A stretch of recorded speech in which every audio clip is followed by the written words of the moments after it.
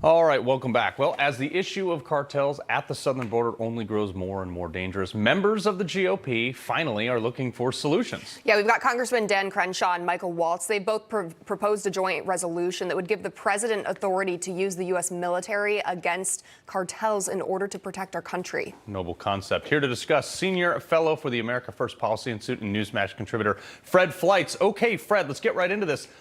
It seems like a pretty decent idea. I mean, it's a known resource that we have. The MS-13, the cartels, all these guys, they're bringing drugs across our border. And anybody who opposes this, I guess my question would be, do you think they would oppose it if MS-13 kicked in their door? It's good to be here. Well, Carl, you know there are a lot of issues here. Now, President Trump proposed doing this. There's the Posse Comitatus restriction on the deployment of American troops inside the United States. Trump talked about getting around that by saying that this is an invasion and we need American troops to defend the border. And I think that was a good explanation. I don't know if it would have passed muster with the Supreme Court, but it showed that Trump was serious about this. Also, Trump talked about attacking drug labs in Mexico.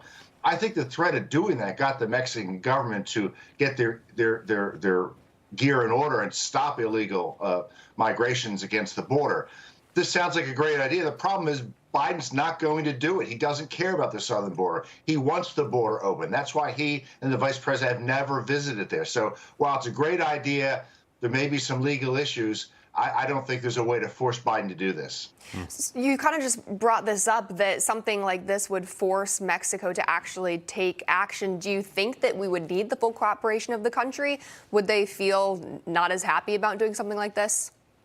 If American troops were deployed on our side of the border, I think it would deter migrants from trying to cross. But there are really pretty significant legal issues here I don't think Biden has the interest or the backbone to face. I mean, if it was a serious effort, if American troops were really patrolling the border, and we would need a lot of them, it might address the issue.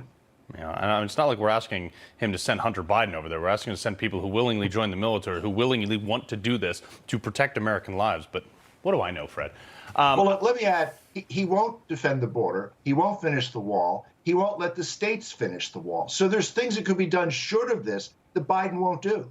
Yeah, well, he's actively prohibiting them from doing it. He charged Arizona with littering for putting up cargo containers. Yeah, that's exactly right. I want to get to CPAC last night, where Ukraine came up. General Keith Kellogg had this to say about America's stance against Putin. Listen.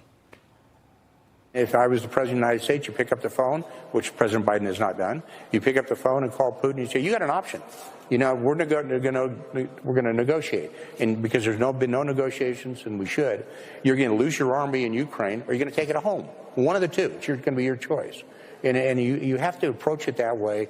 And there's nothing wrong with taking a strategic adversary like the Russians off the stage, because then for the first time in 21 years, we can focus on the predominant threat facing the United States, and that's China.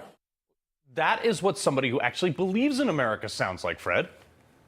I don't think people realize that this conflict in Ukraine is driving Russia and China closer together. That's the big global threat that we're facing out of this problem. We need to end this war for a lot of reasons, but a big reason is we don't want this alliance between our two major adversaries.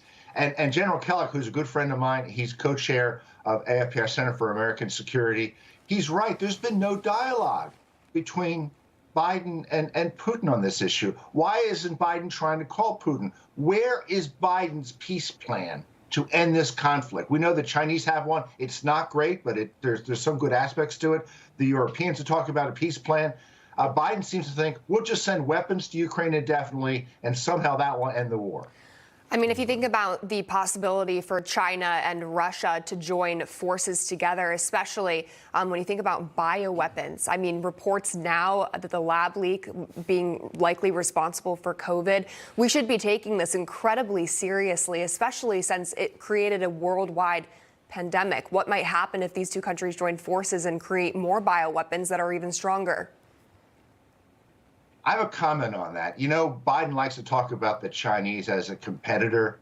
We know now that this virus leaked from the lab.